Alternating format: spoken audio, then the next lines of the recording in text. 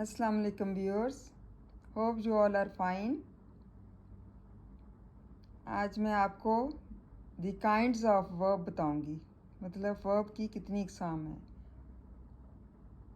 The kinds of verb, there are only two kinds of verb. One is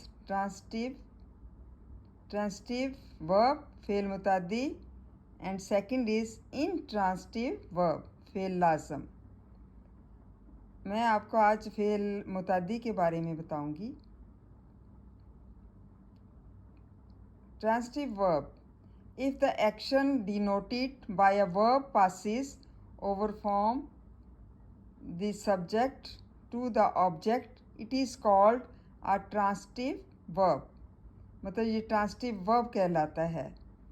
जो fail जो है मफूल के बगैर अपना मायनी मुकम्मल नहीं देता, उसको ट्रांसिटिव वर्ब बोलते हैं। It is called a transitive verb as Tahira eats rice in the evening.